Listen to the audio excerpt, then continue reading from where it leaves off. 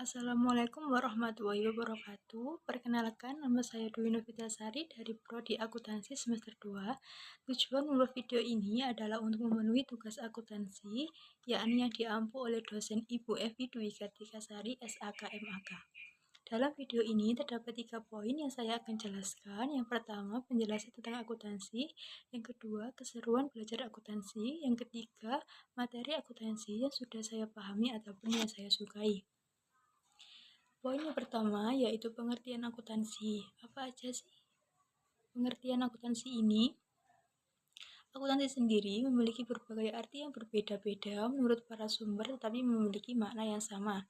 Menurut saya pribadi, akuntansi adalah sebuah proses yang meliputi pencatatan, penggolongan, pengiktisaran, pelaporan, dan penganalisaan, atau bisa disebut dengan 5P untuk mengetahui suatu data keuangan di dalam perusahaan. Akuntansi sendiri memiliki berbagai pihak, yakni pihak dalam ataupun pihak luar. Pihak dalam sendiri contohnya ada pemilik, manajer, ataupun karyawan.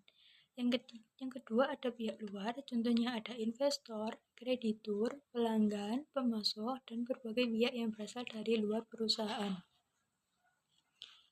Dalam akuntansi tersebut tidak mudah selesai begitu saja, pastinya ada tahap-tahap yang sesuai dengan urutannya, yakni dimulai dari buku transaksi, kemudian di jurnal, lalu direkap, lalu diposting ke dalam buku besar, yakni kumpulan akun-akun, dan dimasukkan ke dalam neraca saldo sampai dengan jurnal penutup. Selain itu, terdapat sebuah laporan keuangan di dalam SAK etap atau bisa disebut dengan standar akuntansi keuangan entitas tanpa akuntabilitas publik.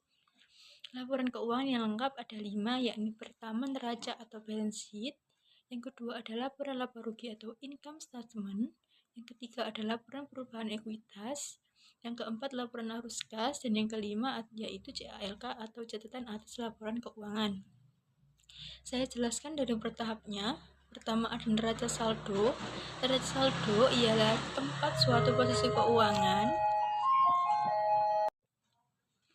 yang akunnya hanya 3, terdiri dari harta, kewajiban, dan juga modal. Kemudian, laporan laba rugi merupakan laporan keuangan yang memberikan informasi tentang hasil kegiatan operasional perusahaan yang mengalami laba atau rugi selama kurun waktu atau periode tertentu.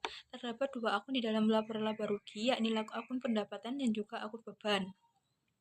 Ketiga, yaitu laporan perubahan ekuitas, yakni laporan keuangan yang memberikan informasi tentang perubahan ekuitas atau modal pemilik selama kurun waktu atau periode tertentu. Komponennya ada 5, yaitu yang pertama modal pemilik, yang kedua saldo laba awal, yang ketiga laba atau rugi bersih periode tertentu, yang keempat dividen atau PRIV. PRIV sendiri adalah pengambilan uang atau aset dari perusahaan untuk kepentingan pribadi. Yang kelima ada saldo laba akhir atau modal akhir. Keempat ada laporan arus kas, yakni laporan keuangan yang memberikan informasi tentang penerimaan dan pembayaran kas perusahaan selama kurun waktu atau periode tertentu. Ada 3 komponen di dalamnya, yaitu pertama kegiatan operasi, yakni kegiatan-kegiatan operasi yang berasal dari transaksi peristiwa dan kondisi lain yang mempengaruhi pendekatan laba rugi, yang berisi tentang laba bersih setelah pajak, aset lancar, dan kewajiban jangka pendek. Yang kedua ada kegiatan investasi, yakni kegiatan investasi yang berasal dari perolehan dan pelepasan aset jangka panjang, serta investasi lain yang tidak termasuk setara kas. Yang ketiga ada kegiatan pendanaan. Semua kegiatan pendanaan terhadap arus kas, masa depan oleh para pemasok, modal perusahaan, dan yang berhubungan dengan kewajiban jangka pendek dan ekuitas. Yang kelima atau yang terakhir ada CALK atau bisa disebut dengan catatan atas laporan keuangan, yakni penjelasan sebagai tambahan informasi yang disajikan dalam laporan keuangan yang memberikan penjelasan naratif atau rincian jumlah yang disajikan dalam laporan keuangan. Mungkin itu saja penjelasan singkat saya mengenai pengertian akuntansi. Poin kedua, keseruan apa aja belajar akuntansi ini? Pastinya sangat seru, walaupun saya pun kadang-kadang masih bingung dan banyak yang bilang akuntansi itu susah, akuntansi itu ribet. Aslinya seru, yang terpenting kita tahu alurnya setiap tahap dan pastinya tahu tata letak akun-akun di dalam akuntansi ini. Tetapi kita harus tetap teliti untuk mengerjakannya dan tidak boleh sembrono ataupun tidak boleh ngawur karena ada caranya atau setiap step-stepnya. Poin yang ketiga yaitu poin materi yang saya pahami ataupun yang saya sukai.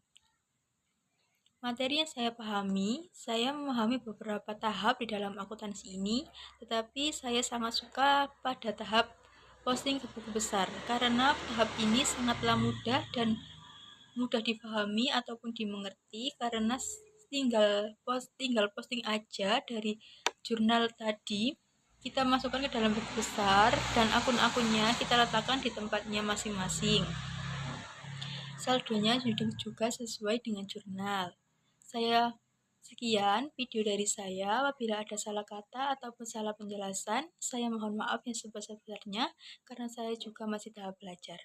Sekian, terima kasih. Wassalamualaikum warahmatullahi wabarakatuh.